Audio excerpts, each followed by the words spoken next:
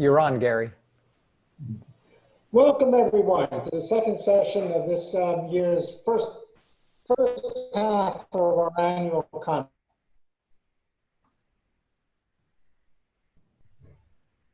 And we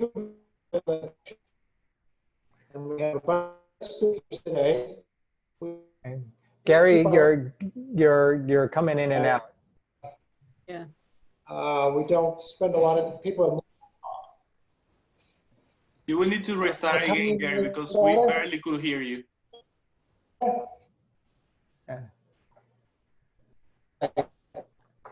Are going long time.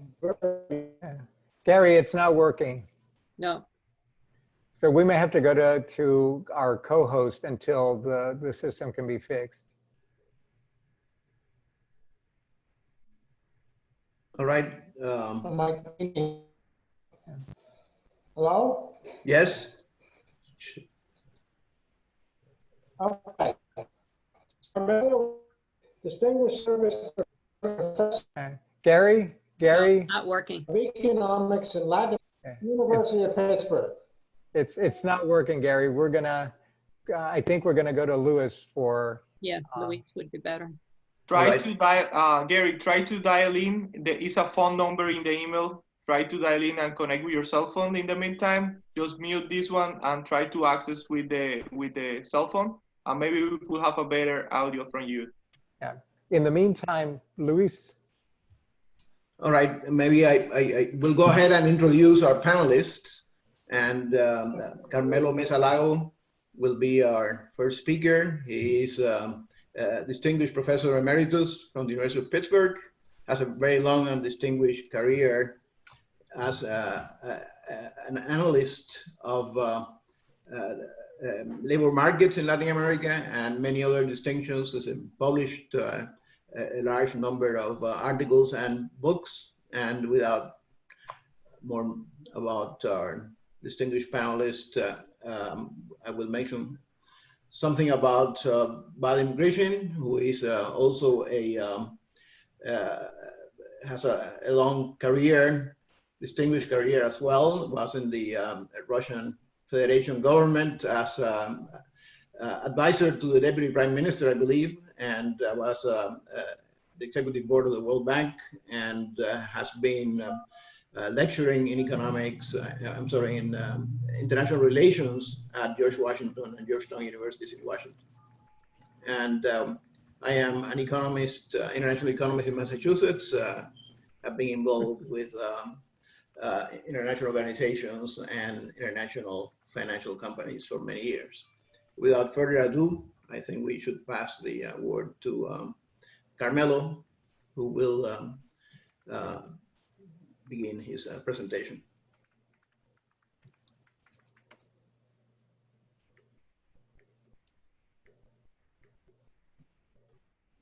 Hello to everybody. It's a pleasure to be here. And my presentation is going to discuss adverse external sector impacts on the Cuban economy.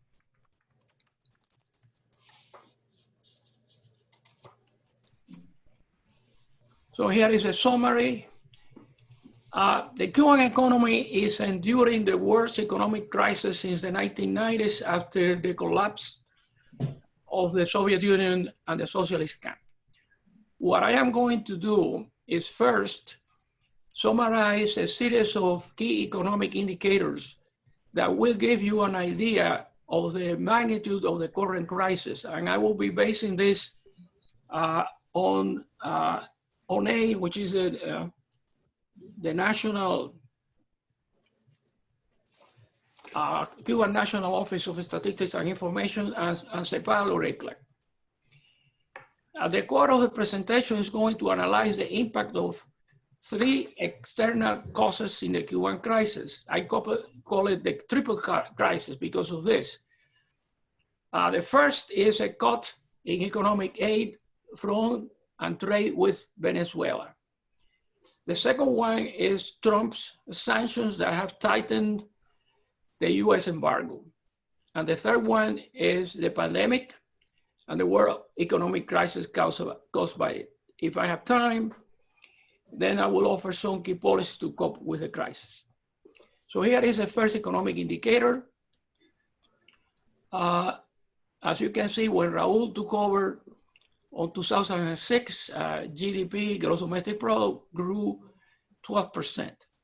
Now, if you look at the last 4 years, from 16 to 19, essentially what you have here is stagnation. But in 2020, according to CEPAL or ECLAC, the Cuban economy will contract by 8%. The Economist Intelligence System also predicts a decline of 8.3%.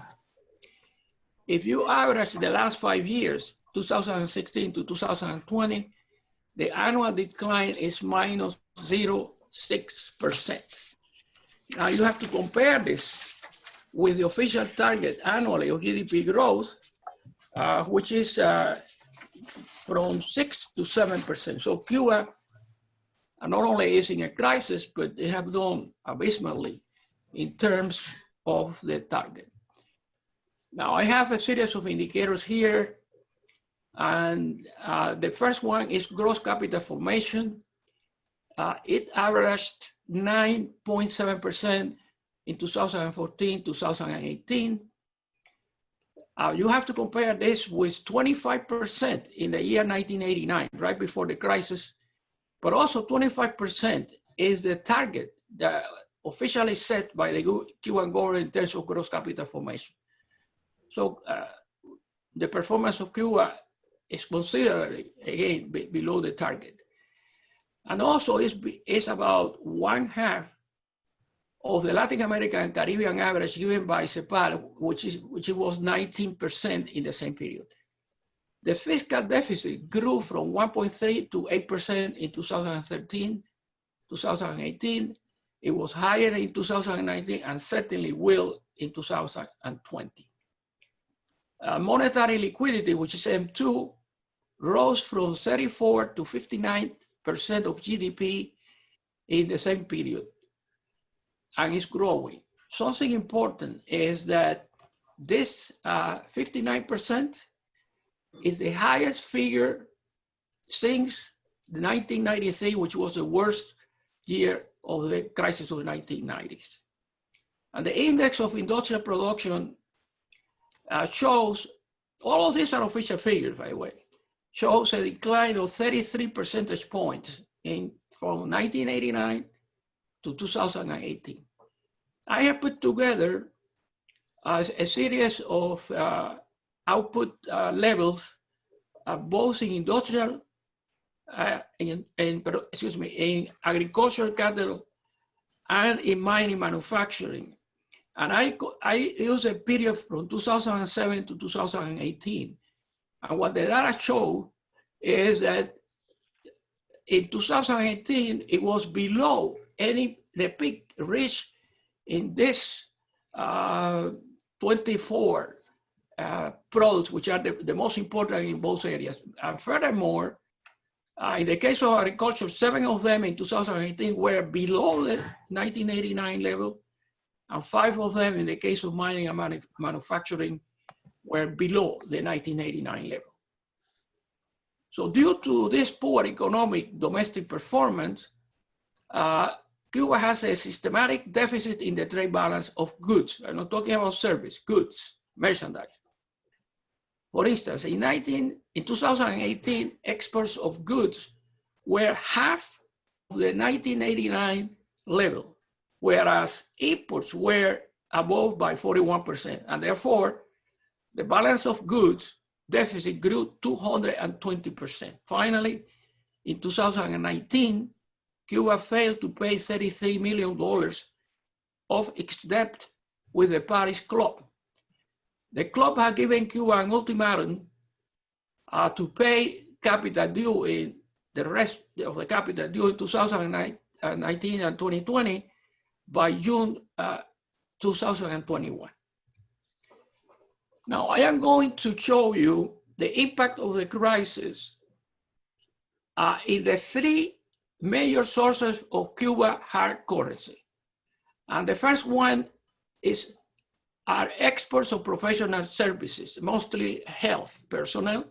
This is in current prices and is in million US dollars. As you can see, there was a peak in 2013 of $10 billion. That was very important because it actually compensated for the deficit of goods and generated a surplus. But as you can see, that declines gradually, and then in 2018, goes down to $6.7 billion, and that is a decrease of 35%.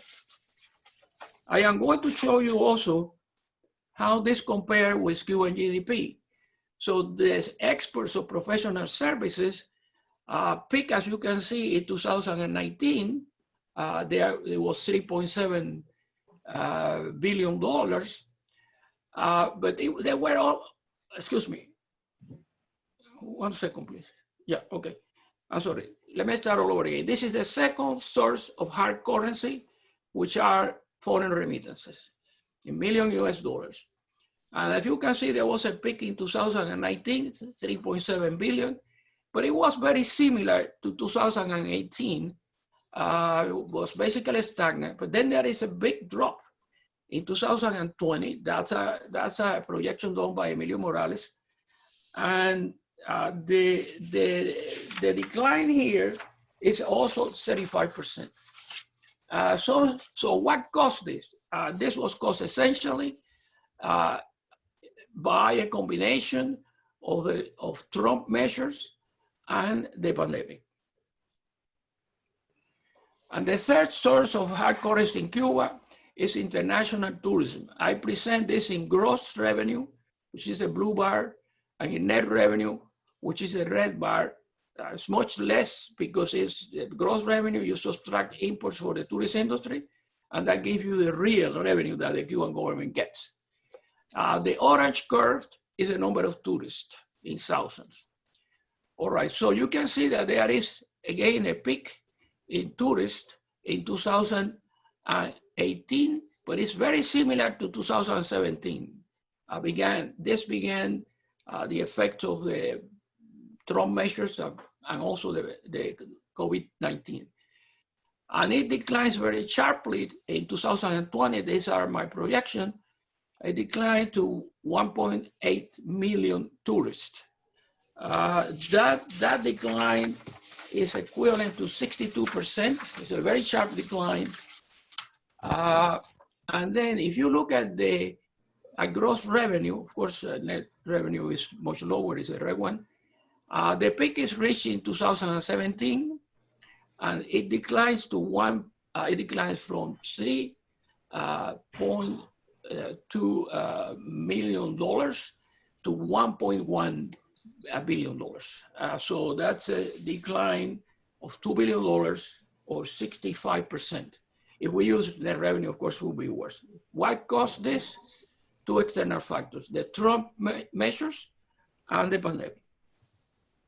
Okay, now, so we go into the first external factor that causes a adverse effect in the Cuban economy, and this is Venezuela, the crisis in Venezuela. The blue curve is all the total economic relationship between the two countries. As you can see, it peaked in 2012 at $16 billion, and it went down to $1.5 billion in 2017. And then you have the different components of this total relationship in blue. The first one in red is the professional service. We saw before total professional service. Venezuela buys about 75% of the total. So there was a peak of 7.8 billion in 2013. That decreases to 5.8 billion in 2017. And that is a decline of 24%. The green is the supply of oil, also in $1 million. And as you can see, the peak is in 2012, it's like 6 billion. And in 2017, it's 1.8 billion. That's a decline of 70%. We are going to say something about this later on. And the last one, the purple, is all trades other than oil, trade of goods other than oil.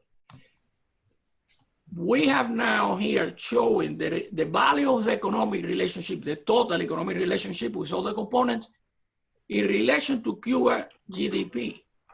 As you can see, it increases steadily and reaches 22% of GDP in 2012, and then declines to 8% of Cuban GDP in 2017. That's a decline of 14 percentage points. So that's a very big blow to Cuba, and you saw that in hard currency before. Trump's sanctions. The first one, I have ordered them by their adverse effect on the Cuban economy. So the Title C of the Helms-Burton Act, which is the Embargo Act, you have $8 billion in certified claim plus I don't know how much billions in non-certified claim. What is the major effect of this? A virtual freeze of new direct foreign investment concerning the investment that was already in Cuba. Some of them stayed, some of them left. Something important also is that there were several investments in process that were canceled. The second major damage is in terms of US tourists. They shrank by 22% in 2019. This is totally the Trump measures. And then 72% in January, March of 2020. That's a combination of the Trump and the COVID virus. And why was that? Because Trump banned on cruises, flights to provinces in Cuba other than Havana, and US American tourists banned to lodge in hotels and eat in restaurants run by the military. The cost of this, $1.1 billion. The other one is the strengthening sanctions on international banks that do business with Cuba. The total number of fines imposed by the Trump administration is 12 billion, and that have made very difficult, even more than before, to access foreign credit from Cuba. And then we get the reduction in shipments of Venezuelan oil to Cuba. You saw that in the figure in which I showed the relationship with Venezuela. Carmelo, you have 5 minutes left. This reduction in shipments have created fuel shortages in Cuba, have cut output in factories, hotel construction, and a very severe scarcity of liquid gas. But it seems that Maduro have been able to overcome Trump sanctions. Why? Because we have a report which has been confirmed. This discussed this a lot with Jorge Piñon, which is the top expert in the world on this. And Maduro sent Cuba this year, in the first half of 2020. Carmelo, you have 5 minutes left. What is happening? You've got 5 minutes. 40 million barrels in 2020. And then you have the cap on US remittances. The major problem here is that the French bank Credit Mutual have halted a lot of transactions with military managed Finsimex, which is the Cuban agency that handle remittances. And that's, if this is lost, it's $3 billion.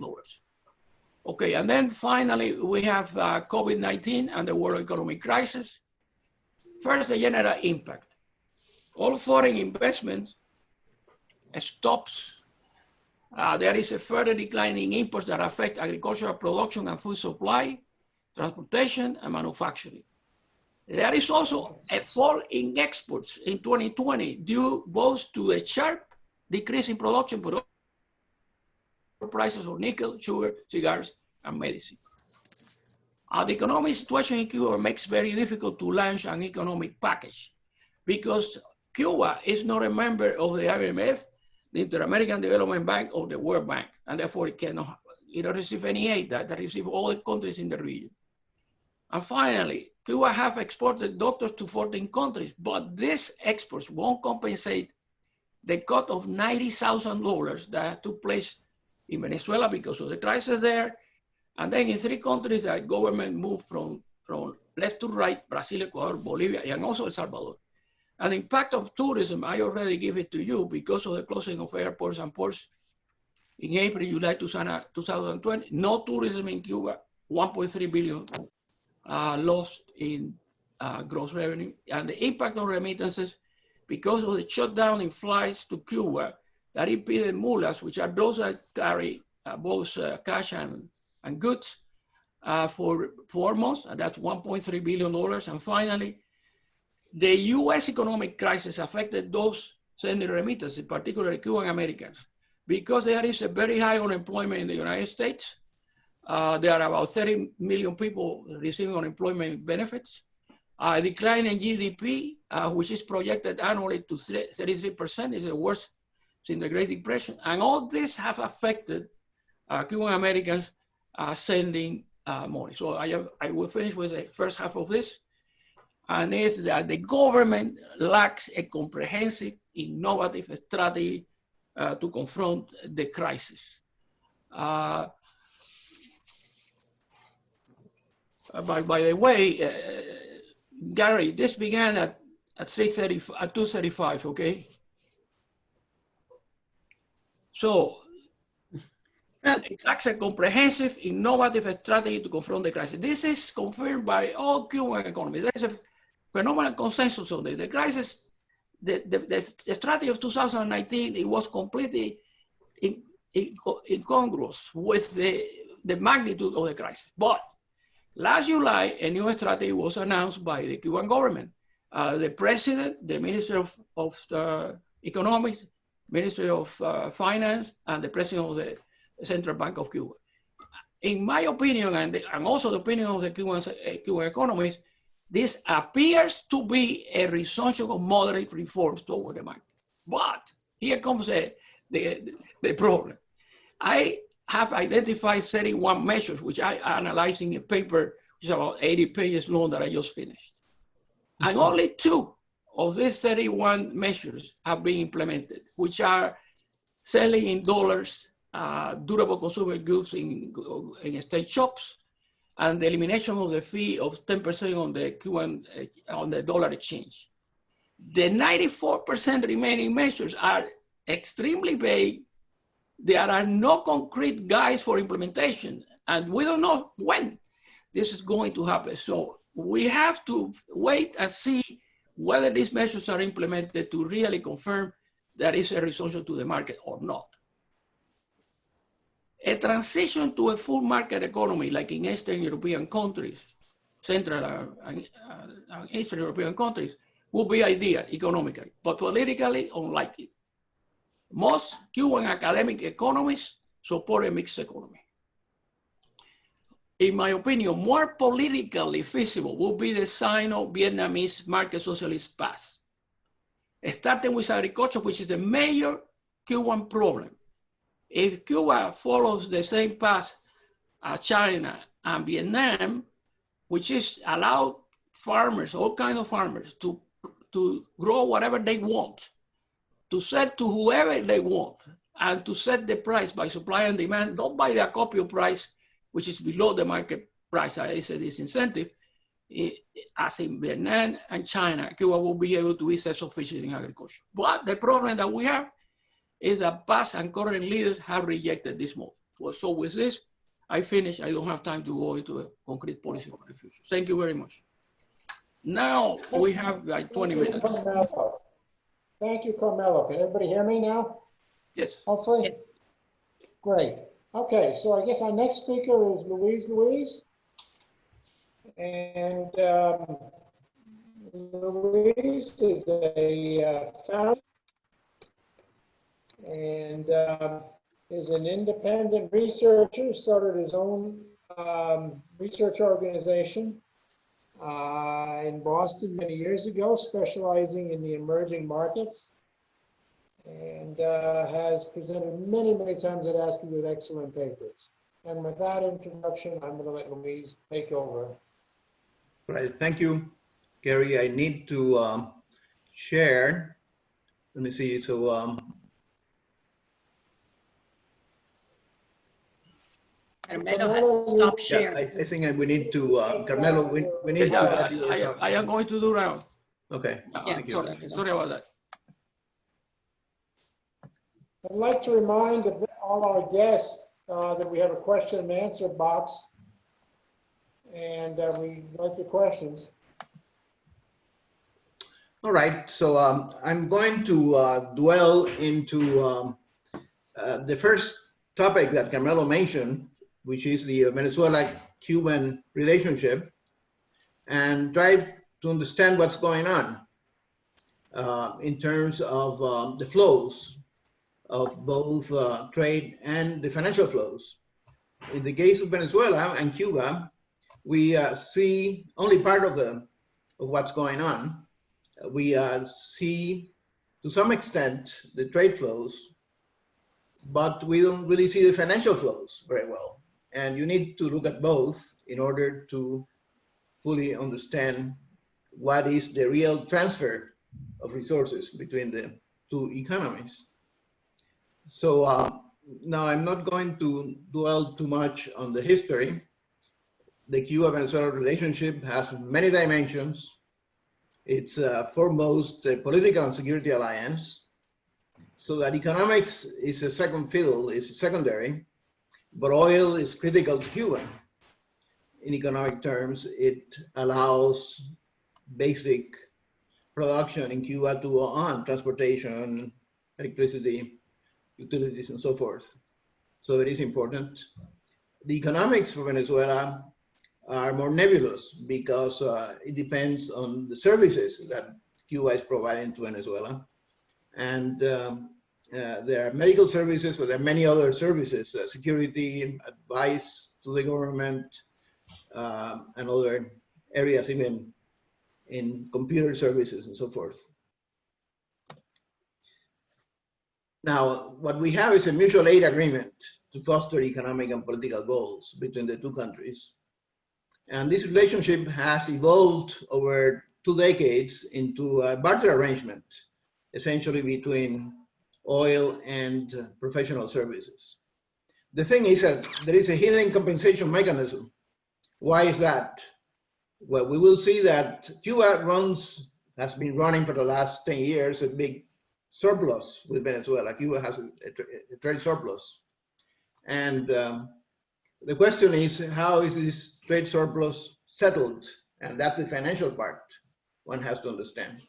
In other words, it's not only that Cuba has, and the figures Carmelo has are in the ballpark, mine are a little bit higher in trade. I revised mine backwards because the Cubans came up with a new classification in 2018, but they're essentially in the ballpark of the ones that Carmelo just presented. But what I'm trying to do is understand this hidden compensation mechanism that is not public. Now, the paper then looks at the importance of the relationship between each country and tries to gauge the implied subsidies involved in this relationship. And again, the objective is to shed light into the resource transfers between the two economies, given financial constraints. Now, it's no secret, the oil shipped to Cuba from Venezuela has been going down, and it's been going down in proportion pretty much to Venezuelan oil output.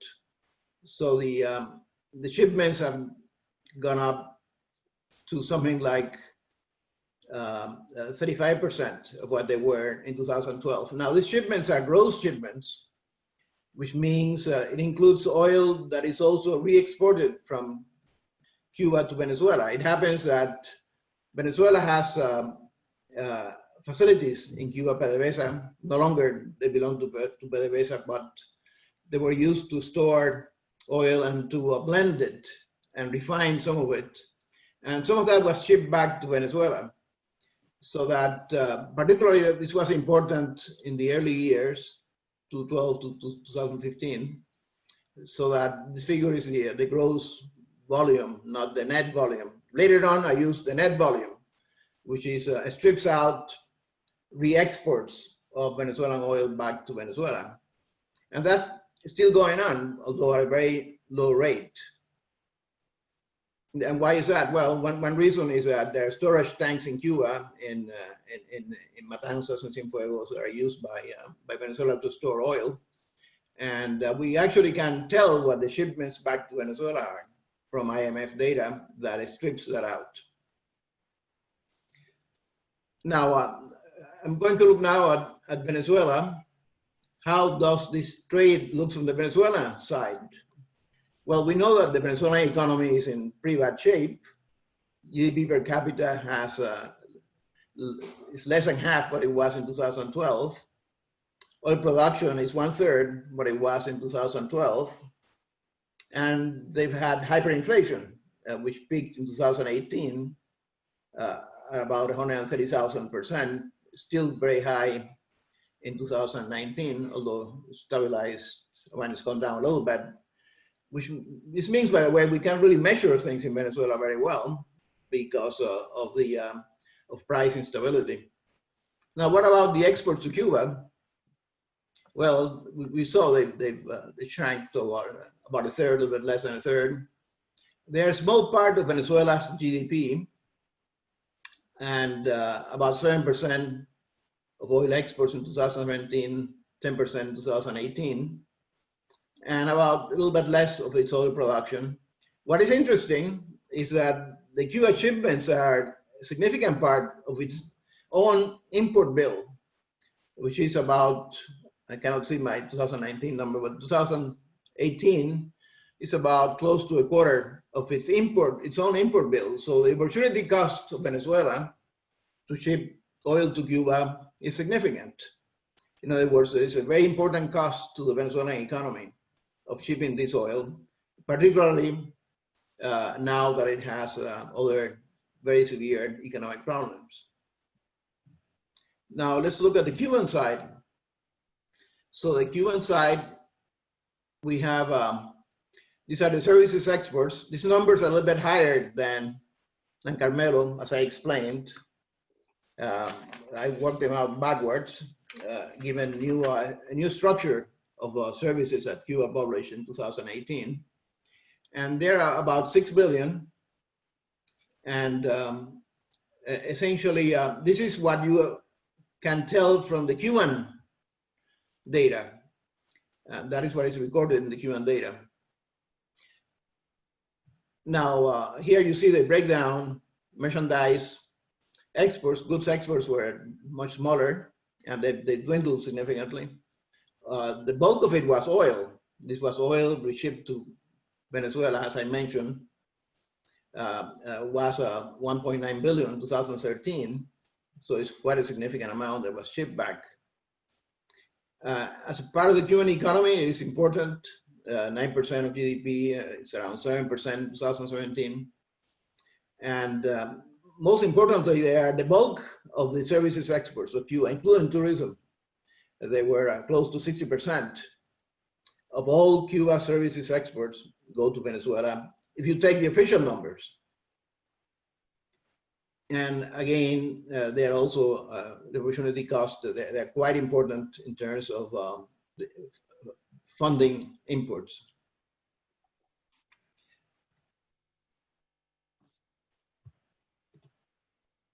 Oh, I am missing.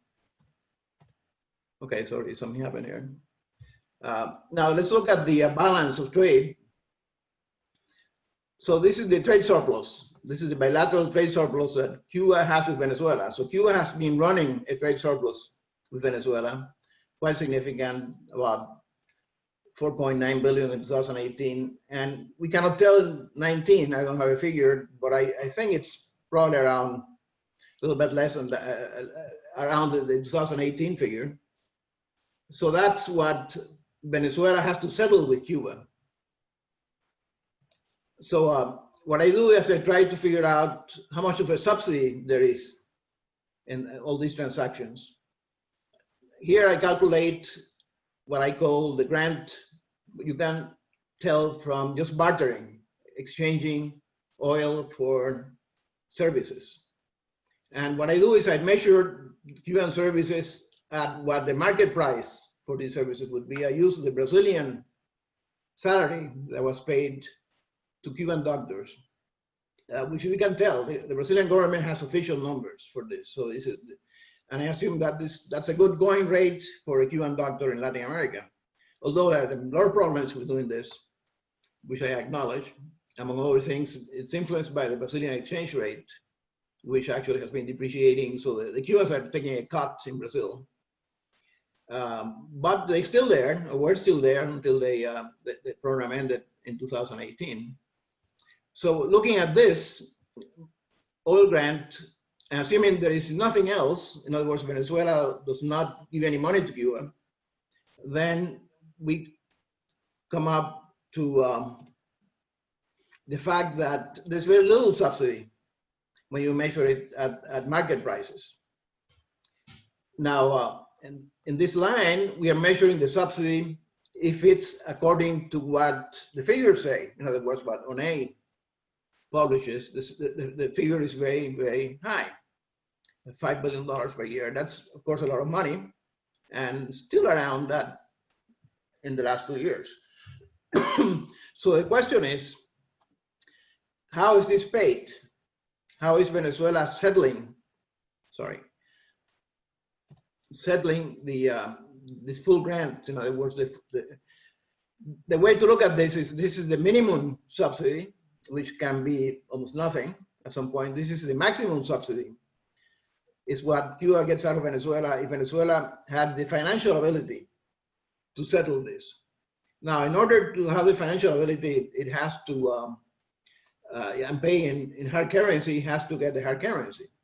Now, the agreement, which one can get a copy of it, between Fidel Castro and Hugo Chavez, mentioned that this arrangement would be settled in either oil, hard currency, or bolivars.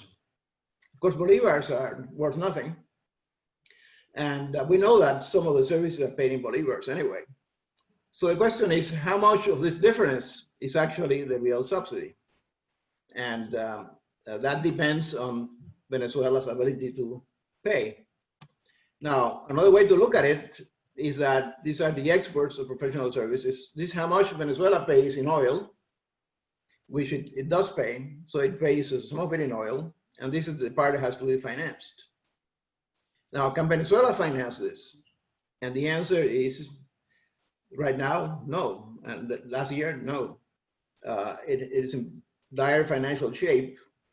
So what this means is that these exports, in effective terms, have been really going down for a number of years, depending on Venezuela's ability to settle this subsidy, this so-called subsidy. Now, actually, when I calculated all of this, and this is interesting, I compare Venezuela, I calculated by looking at the exports of medical services to all the other countries that Cuba exports. There's a list published by the Ministerio de Salud Pública. Luis, you have 5 minutes left. 5 minutes, okay. So Venezuela, it's in the neighborhood of 6 billion. And Brazil, which is the second market, was the second market until 2018, when it was close. It was only in 2000, on average for this period, about $370 million. So it's a very, very small fraction. The third markets are Algeria and Angola, and then Algeria. And this goes down, about $90 million for Angola on average, Algeria around 60-some million per year. These are numbers published officially by the governments of Angola and Algeria, so they're not invented. And then these are the Gulf countries, 3 countries in the Persian Gulf that Cuba exports to, average around close to 100 million. These are the other 10. So essentially, Venezuela is close to 90% of the market. So what this really means is that this is critical in terms of the question of medical services, and the dependence on Venezuela is very high. Now, you look at Venezuela's ability to pay, these are financial assets, and these are hard numbers measured by the Bank for International Settlement. So Venezuela's financial assets have converged from 13 billion to a little bit over what Cuba's financial assets are, measured by the same. by the bank. These are hard numbers, so they can be seen. So essentially, they're almost the same as Cuba. Another way to look at it, these are Venezuela and Cuba non-oil imports. Food and medicines are very important to both countries, which are heavily dependent. And Venezuela's import bill have gone down to the level of Cuba. In 19 and 2000, we have the first quarter here, which means, well, Venezuela has almost 3 times the population of Cuba, a little bit less than 3 times. And it has the same level of essential imports as Cuba does. So Venezuela is in no position to essentially settle this debt that it incurs, presumably, with Cuba. Now, just to finish, I'm running out of time. This business of medical services, well, there are many questions. There are moral questions about it, the way it takes place. But on the financial side, what happens is that Cuba's clients, there are 68 countries listed by the Anuario Estadístico de Salud. And these 68 countries are really not very creditworthy. Only 11 are investment grade, and 5 are a little bit below. And all of these are either well below, or not, when they're not rated, it means they're not rated for a good reason. So about 3/4, a little bit over 3/4 of these countries are not really very creditworthy. So what's happening? Well, this flow of income from medical services, it probably is not taking place in dollars. And it poses questions. I think I'm not talking about this in the paper, but it may be if Cuba had a much better system, which is essentially, if it wants to provide medical assistance, that's a nice thing. But if it wants to make doctors happy and have remittances increase, it should liberalize the contracting of services individually by doctors, and they can send remittances back to Cuba. And if there is a good fiscal system, they can be taxed, as opposed to having the system, which now doesn't really, from the economic viewpoint, it is important. I mean, some countries. Sorry?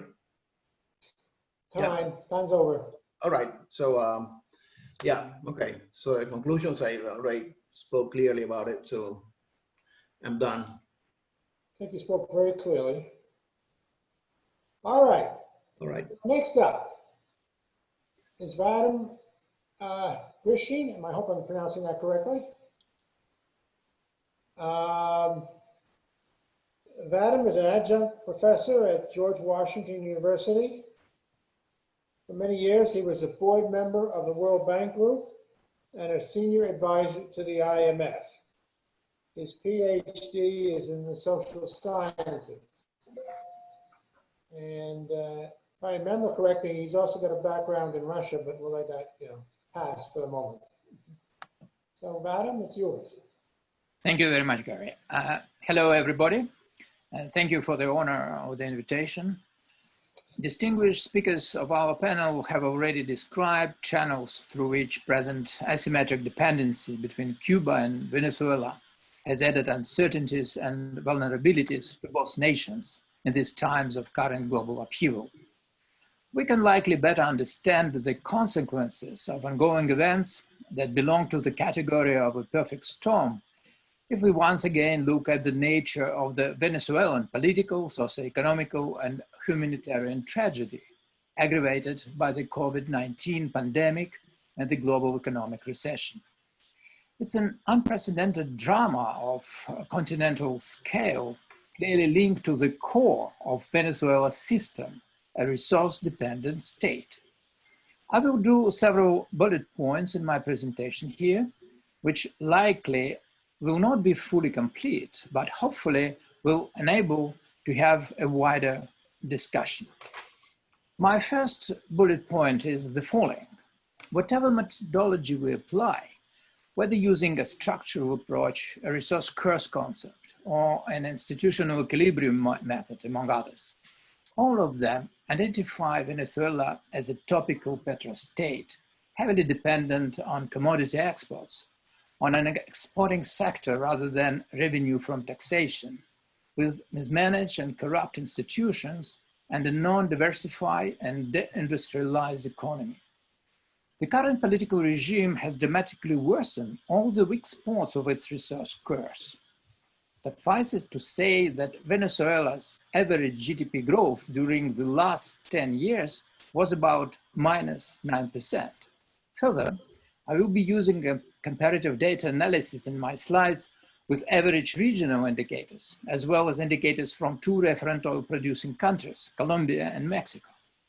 While understanding significant differences between the three of them, it's also evident that Venezuelan statistics are not very reliable. There is a huge informal sector in the country, a black market that includes proceeds from narco trafficking, illegal gold mining, and in-kind trade of oil for goods. Such illicit activities are not tracked by data, but accessible information does show us some important trends.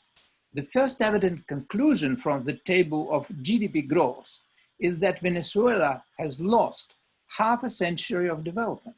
And during the last 40 years, it has experienced a negative growth of -2%.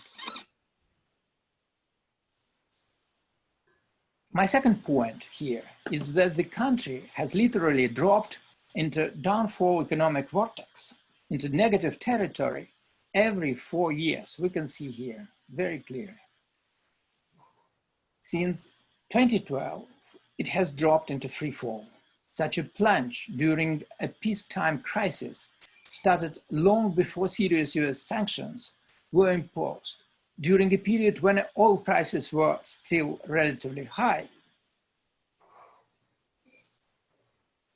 Let me show you this slide. And national crude oil production was relatively stable.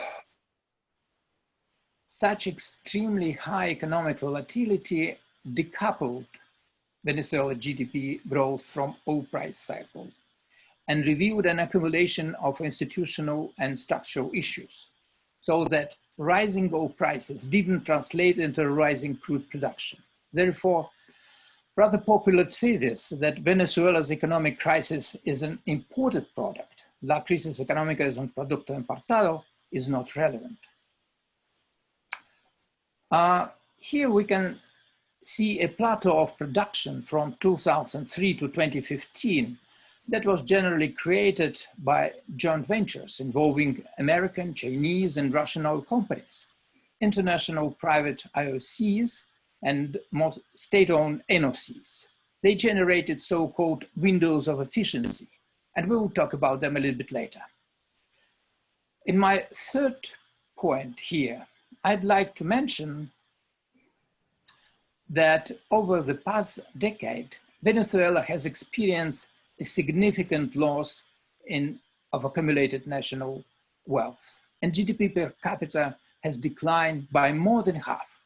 In that regard, one can hear arguments that the country has nowhere further to fall, and its predicament will eventually become a launching pad for a new revival in the country after it goes through regime change. However, the experience of deep structural transformations, including post-communist transit in Europe and Eurasia, show that a transitional recession will almost be inevitable, even if it proves to be short. This prospect will apply to the future Cuban transition as well. Venezuela has long been an oil country, and many efforts have been made to diversify its economy. In general, its export diversification index has been in line with regional trends. But starting in the early 2000s, we see a widening gap emerge with peer countries in the region. Looking at this trend overall, it's understandable why all attempts at diversification in the past 20 years have failed. Venezuela falls into a category of different petrostate traps.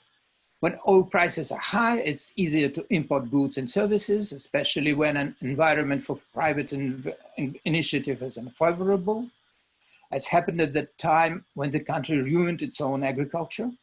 When oil prices begin to plunge, it's also necessary to urgently patch holes in the budget and correct fiscal imbalances. Furthermore, in a petro state, there are always protected budget items that can't be touched, such as military spending, payments to bureaucracy, and some social subsidies, in order for the state to maintain its political and social base. Nevertheless, there is a more mysterious and difficult phenomenon to explain, which is why the regime was unable to invest in the oil sector.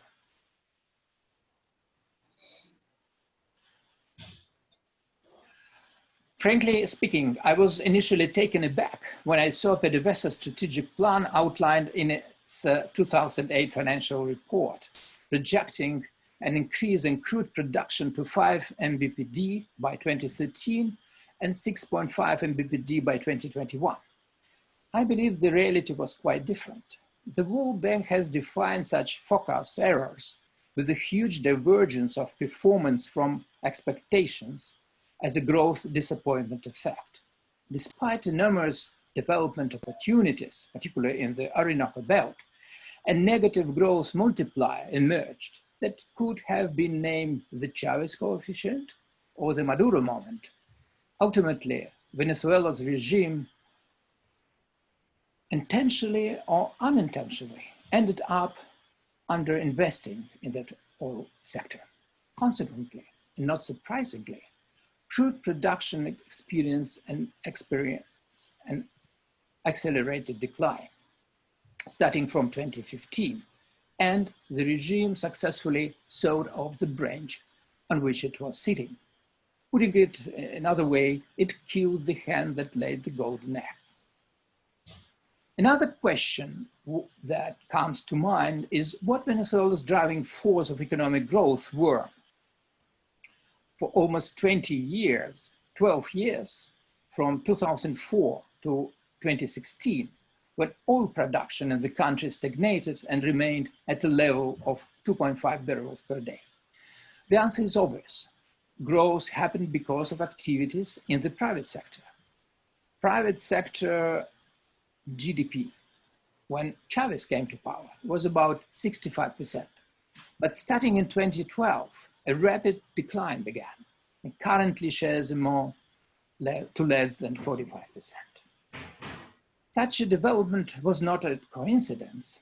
State dirigism was practiced for over 20 years.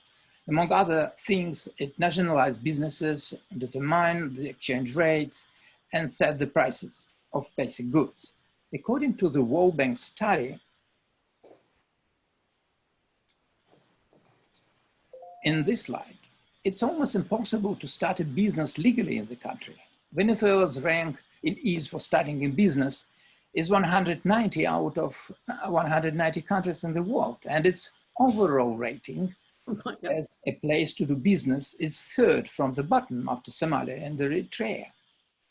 The extremely deplorable state of country's economic and political institutions have suffocated under the regime of Maduro, who has completed the destruction of democratic liberties initiated by Chavez, explain Venezuela's very low score in the Index of Economic Freedom, which estimates rule of law, regulatory efficiency, government size, and open markets. In fact, there have been limited inflows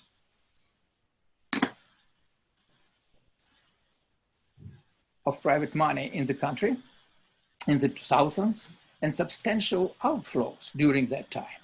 Despite tightening currency controls, the average balance of capital movements in the 2010s has remained negative. Net outflows were in range of 5 to 35 billion US annually, which have accelerated the country's drive towards a full-fledged economic collapse. In 2019, Maduro put forward a new economic program, which some loyalists call the Tropical China, a kind of business liberalization with relaxed state interference and declining regulations for fighting shortages of goods. This unexpected shift, supported by Venezuela's business and political elite, has brought a sense of relief, especially to those who have relied on dollar remittances from abroad. On the one hand, it's a replica of Cuba's approach to flow of remittances. On the other hand, the roots of this recent policy by Maduro can be found in Bolsheviks' economic practice, so-called NEP, introduced by Lenin after the bloody Russian Civil War in August 1921, almost 100 years ago. The NEP was masterfully designed to bring capital into the state and to help the state prosper economically. Nevertheless, it was a short-lived policy rejected by Stalin 3 years later in 1924. Maneuvers of a similar kind under the current regime in Venezuela are timid and non-sustainable. They have been accompanied by political repressions and the destruction of the country's remaining democratic institutions. The COVID pandemic has also limited implementation of recent economic policies there. It would seem evident that any substantial economic progress would be possible only with deep political transformations. The current system is exhausted and can't generate economic growth or reach a political settlement. In this section, I'd like to mention something about hyperinflation. Generally, it's economically disastrous and extremely painful to a broad population group. Unfortunately, that reality became endemic in modern Venezuela.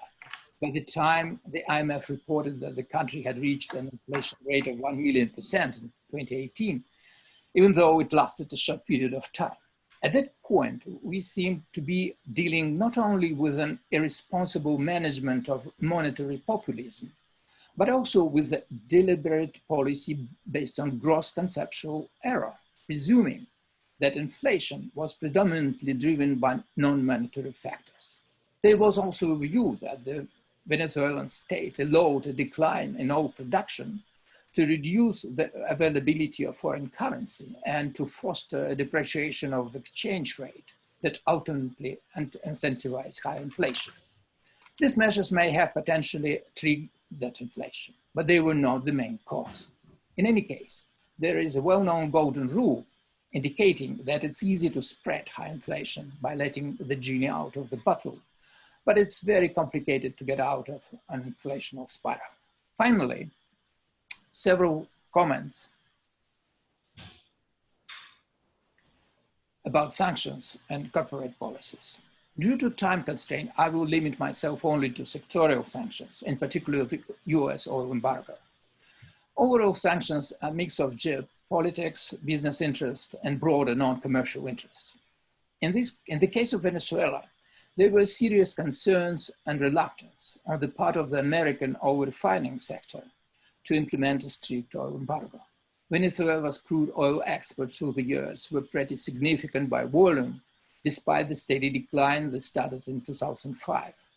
Heavy grades of Venezuelan oil were also technologically attached to the updated and costly technologies of US refineries. Venezuela's oil was also cheap, sold to the US at significant discount.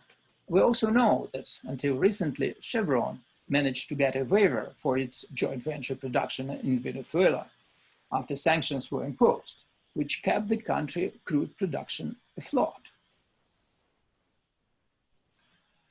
The reasons for this inconsistency are understandable. Chevron not only fought to maintain its profits and privileged commercial goals, but also hedged against the potential risk of having Chinese and Russian oil companies seize its production facilities. Thus, they were commercial corporate interests entangled with US geopolitical interests. Such situations are usual for IOCs owned by private capital. The commercial component of IOC's activities is normally visible and palpable. NOCs, national oil companies owned by state, are different and tend to be much more sensitive to non-commercial goals, and they are obedient to decisions made by the political leadership in countries as China and Russia.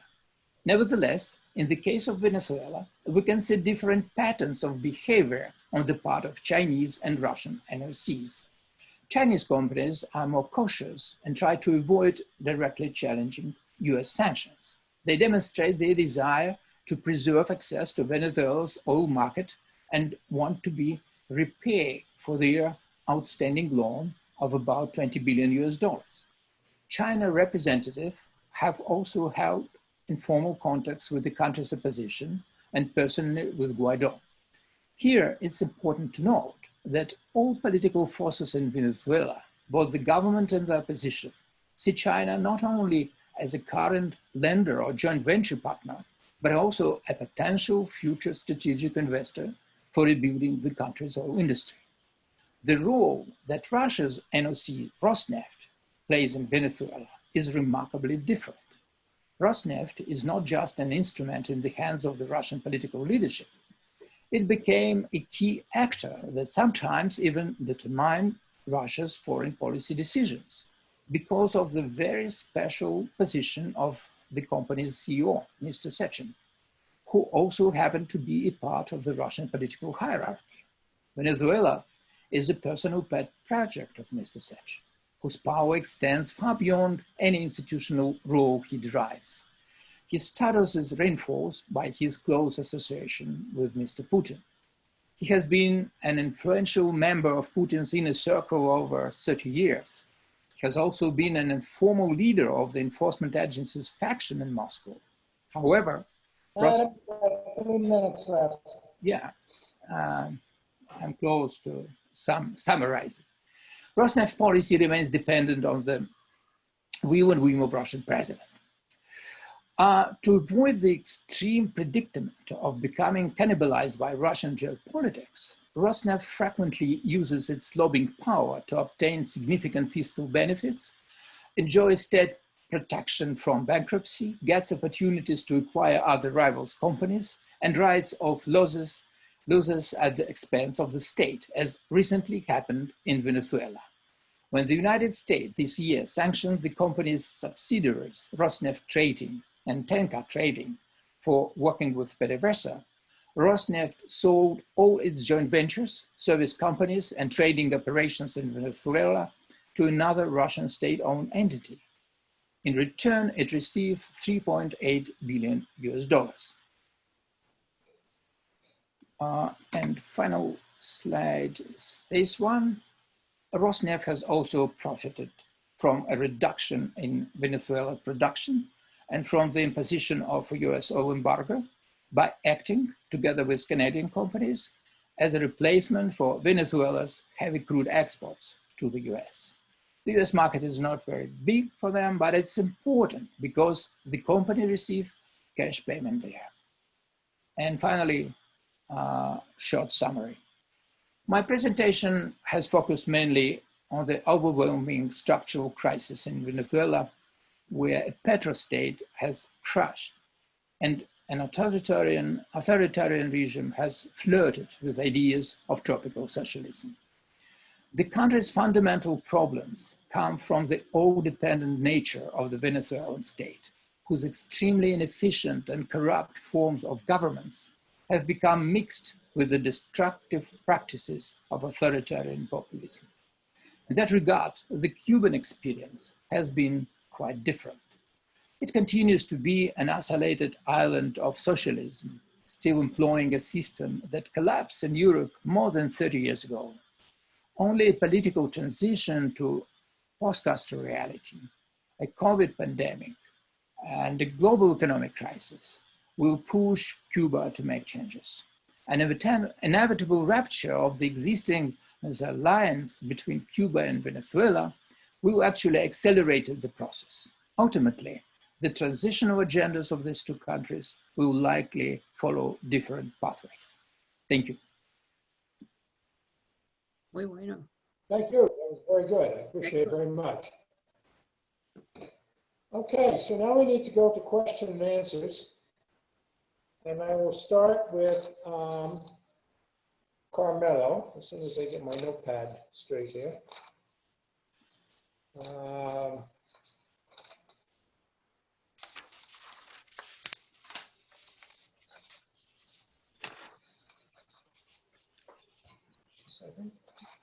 Well, the first question is from John McAuliffe, who tends to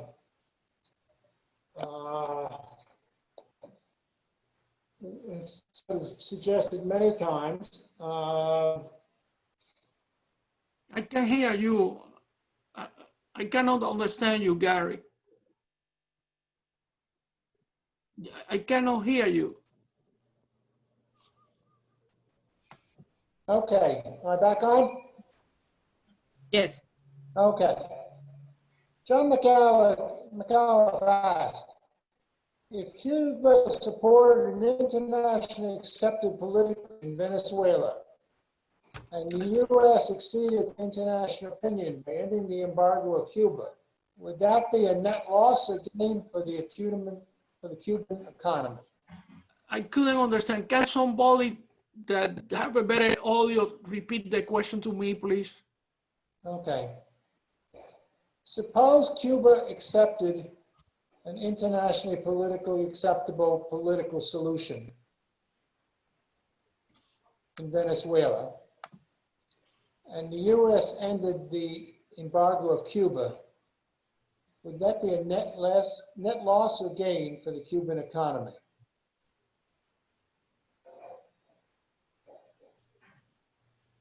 Okay. First, I am not a political scientist, but the possibility of an international kind of deal that will end the socialism in Cuba, I see almost improbable. I don't know what can happen in a year or so, but at this point, I don't think this is a feasible possibility. Now, if that is tied with the end of the U.S. embargo, but of course the first premise I think is false, then of course there will be an improvement in the Cuban economy. That improvement in the Cuban economy, because I show in my presentation that the cost of President Trump strengthening of the embargo, we are talking about billions of dollars, but the ending of the embargo doesn't mean that Cuba is going to have a flourishing economy. And that is based in a factor that I just mentioned, but I didn't discuss in this presentation, which is the continuation of an ineffective model of predominance of central planning and state enterprises over the market and private enterprise. I mean, these have failed all over the world, and including in Cuba for more than 60 years. So the ending of the embargo by itself, it could help Cuba, but it's not going to solve the structural problems of the Cuban economy, which is that have been incapable in all these 62 years to pay imports with their own exports. I show you how exports are way below 1989 level. Imports are above, and therefore you have a significant trade deficit of goods. So that's my answer. Okay. Next question from Lorenzo Perez. Can you define again the full grant component? You have that in your slides. Yes, the full grant component, in other words, the full nominal amount that Venezuela subsidizes Cuba, is the difference between the export of services that are recorded from the official data minus the value of these exports of services at the salary that doctors get internationally. And in this case, I use the Brazilian salary, the salary that was paid to Cuban doctors in Brazil, which is known from the Brazilian government. So that difference essentially is the difference between the recorded price and the market price of the service. And that's the subsidy, the grant component. And that gives us the maximum possible amount that Venezuela is giving to Cuba, but not necessarily the effective amount, because effective amount will depend on the question, can Venezuela afford to give this subsidy in hard currency? And as we know, the numbers show that Venezuela has been weakening financially significantly in the last 4 years. We don't know the exact effective number, but it's right now it's well below the recorded number. Could I ask a question? Yeah. Luis, I have measured this in another way, which is a Cuban doctor is paid in Venezuela 7 times what an average Venezuelan doctor makes. Could you tell us, when you compare the price paid by Brazil with the price paid by Venezuela, what will be the relationship there? Oh. Well, again, it varies, but if you use 40,000, which is the top number of Cuban personnel in Brazil, and use a Brazilian average salary, the number in 2017 comes up to about 150,000 or so dollars per person. But the Brazilian number for 2018 was about $38,000 per doctor. That's what the Brazilian doctor. We have the exact number actually, and yeah, it's a multiple. So Venezuela is a gold mine if you can get the money they're paying, because they are, number one, getting a lot more doctors than anybody else, and number two, they're paying a very large multiple, at least as recorded by the official numbers, so that it is a big multiple both ways. So probably the proper way to calculate it would be to know the opportunity cost, either the domestic wage, as mentioned by Carmelo, or the international price as measured by what the Brazilians are paying. But the Brazilian case was also a political decision by the Brazilian government, and presumably has a lot of subsidy in it as well. So I don't know what the right number is, but it seems to me it's well, probably not as high as. No, the Brazilian number is the average. It's the same salary paid to doctors in their health service. Okay. So that the Cubans get the same doctors as Brazilian doctors, and that supposedly is the market rate. I mean, it probably is below a little bit the market rate, but supposed to be the market rate. Okay. For Carmelo, you talked about the monetary liquidity. I think that was you, not Louise. How did you measure that? The cups, deposits in cash, because you mentioned them too. Nobody really knows, because Cuba, that and also foreign trade figures are given, it says pesos. It doesn't specify whether it is a convertible peso or it is a national peso. So it's a CUC or CUP. It is assumed that is in CUC, but that not necessarily means the truth. The figure comes from the ONE Statistical Yearbook. And that means like surplus dollars or surplus pesos in circulation. There is part in banks, but the majority of it is in circulation. And what I thought it was interesting is that the figure for 2018, which is the latest that we have available, because the figure for 2019 won't be available probably until November or October, that was the highest percentage of GDP since 1993. It was about the same of the percentage in 1992 and 1994. So that means that there is a similar situation that was happening during the crisis of the 1990s. Okay. And the reform with talking about the selling, they will sell now in dollars in the so-called kook stores and now dollar stores. Do you think that's likely to bring in any significant more foreign exchange, or is it just a redefining of the book? Your voice is interrupted, Gary. Could you repeat it slowly, please? Sure. In what are now the dollar stores, So it used to be the stores that sold in Cooks. Do you see this attracting any more dollars? Because when they sold in Cooks, they had to bring in the dollars to convert them to Cooks. Do you see anything in this that's going to bring in extra dollars? Oh yes, definitely. Well, let me clarify something. At this point in Cuba, you have dollar shops actually hard currency, but it's mostly dollars. But before that, you have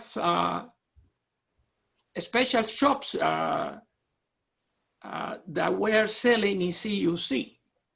Right. Now you have the dollar shops, and you have also state shops that are selling in CUC and CUP. What is happening is that the CUC is practically vanishing. It's losing value, although of course the government continues with exchange rate. Theoretically, what you can buy at a state shop in dollars is different than what you can buy in pesos, be it CUC or CUP. But that is not clear, really. What we know, however, is that there is a phenomenal scarcity of consumer goods sold in Cuban currency, be it CUP or CUC. So the government is created this as a way to capture dollars. People that have dollars under the mattress, there is a desperate need for consumer goods because they are selling not only cars, motorcycles, spare parts, but they are selling important goods that are not available in the other shops in the national currency. And therefore, people are going to these shops. By the way, the figure that I have seen, I cannot confirm that, is that the profit, the markup in this dollar shop is 240%, which is higher than the figure that we had in the previous shops that were selling in CUC. It was about 120, 150. So they are making a lot of, they are getting dollars because they need them desperately due to the lack of liquidity in the economy. They cannot import, they cannot pay the structured debt with the Club of Paris. We don't know about other creditors elsewhere. So they need those dollars. And I think, yes, they are going to get more dollars, but this is only a short-term solution to the problem, because we have a structural economic problem that definitely this is not going to solve. It was not solved when these shops were open in the 1990s. I mean, it may help, but it's not going to transform the Cuban economy. Okay, thank you. And for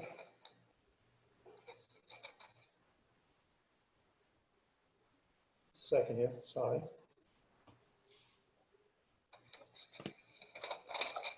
For Vadim, you mentioned that in some of the Asian countries after reform, those countries went through a transitional recession, and you seem to feel that's possible for Cuba as well. What caused the transitional recession in the Asian countries? Thank you very much for this question. Because of deep institutional transformation, when you pass through this deep restructure, it's almost inevitable to face this transitional recession. In all countries, even with applied shock therapy, such as Poland, for example, or Hungary at the beginning of the 90s, they also pass through this transitional recession. But again, I'd like to stress that with current institutions, you can't move ahead. There is no other options. we see that they are exhausted. And that's why, even if we name, I see another question addressed to me, let me answer. We know technically how to deal with this dramatic developments in Venezuela in economics. Stabilize macroeconomic situation, open space for private sector, negotiate debt restructuring, and so on and so forth. But you can't do it with current institutions. It's necessary also to start structural reforms. Otherwise, you fail again money and time trying to reform and initiate new growth in the country. Okay. Another question. How do you account for the steady private sector growth under Chavez? Yeah, it's a good question. I should say I was in Venezuela at that time. So first of all, as I said, we don't have reliable data because we can't see what's happening in informal sector. Yeah, first point. Second point, this data which I show are based on Central Bank of Venezuela information. And from my perspective, more important to see this declining trend of share of private sector in GDP. Yes, what was happening specifically in this short period of Chavez when, according to the Central Bank of Venezuela data, it was relatively small growth, but not percentage point, very non-significant. It's always was on the level of 64, 65%. But after that, it dropped in 20% or more. This trend is disastrous because it's withdraw private sector from the forces which can contribute to the economic growth. I was reporting to Washington. I was in the embassy in Caracas, and I was reporting to the Washington at the time that actually the Chavez government's measures against the private sector up until about May of 2002, when they had that so-called double coup, actually were not that bad. The real problem was the rhetoric, which was awful and discouraged it. But I'm still surprised there was any increase in private investment. Oh, sorry, just to come back. It was an inflow of oil money because the prices were very high. And we can see, if we return to the slides, that it was a peak of this money from nowhere. Maybe it stimulate some private sector activities, but it was, again, very short period.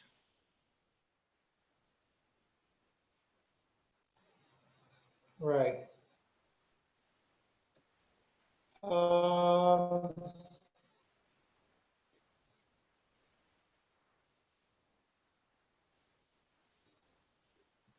Okay, I got a question that's not clear to me what it's about.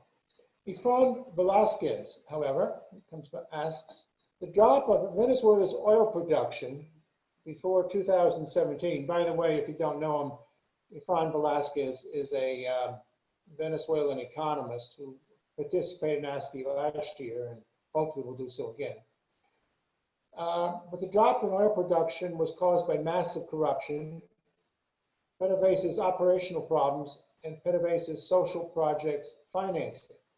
Starting in 2017, U.S. sanctions have had a major impact. The new 2020 U.S. sanctions are affecting Venezuela oil production even more because of lack of Venezuela's oil buyers and limited storage capacity.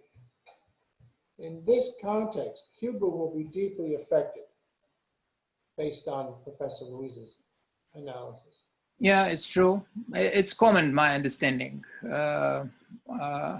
So, but maybe it's necessary to look more carefully at a specific time. But yes, there is now a pressure of global recession. Yeah, and even we can see how price war between Russia and Saudi impact on Venezuela. But it's another story. Again, in general, it's comments, and I agree. Okay, well, that's the summary of the questions received so far. Wait a minute, there's a new one just came in. Oh, no, you'll have some more.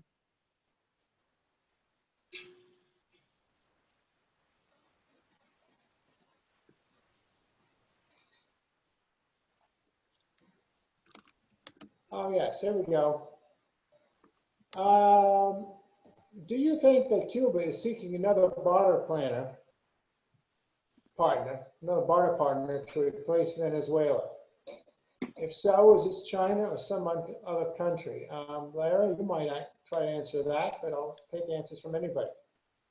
Okay, I mentioned that very briefly in my presentation. My opinion was that neither Russia nor China can replace Venezuela entirely. Both countries can provide help, aid, but not replace Venezuela.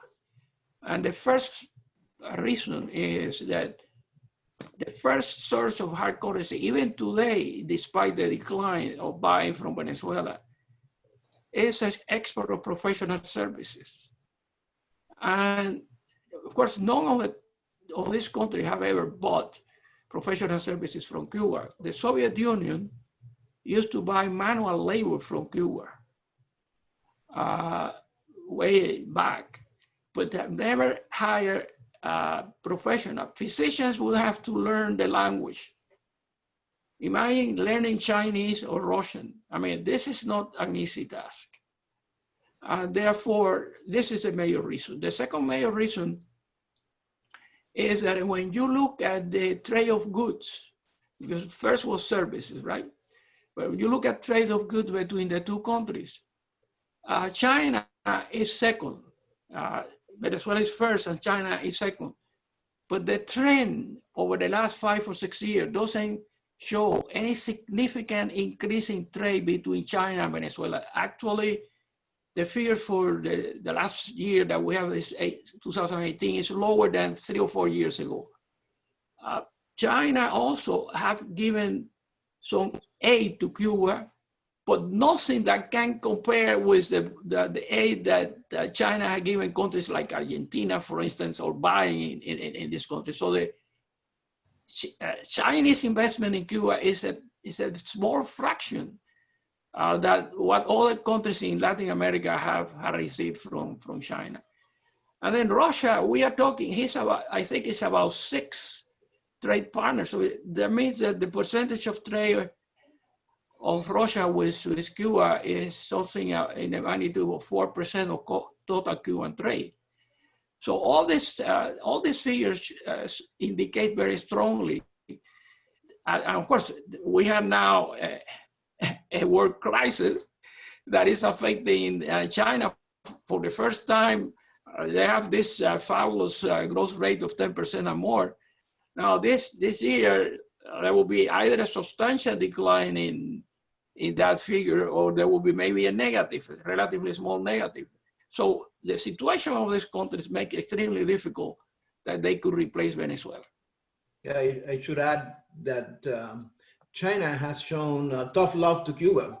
And in 2018, one knows that Chinese credits to Cuba were cut.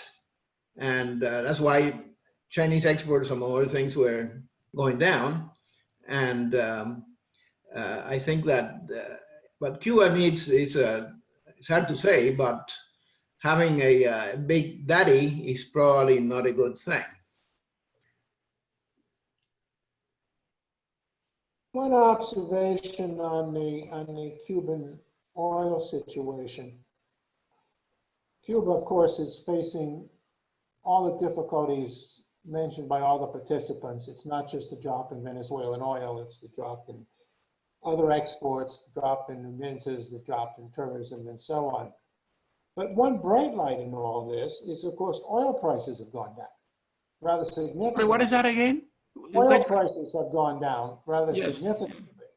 And so to some extent, Cuba gets a benefit from that. To the extent that it's got to import more oil on its own account, it's got somewhat cheaper prices to pay than before. Okay, and let's see. Questions again?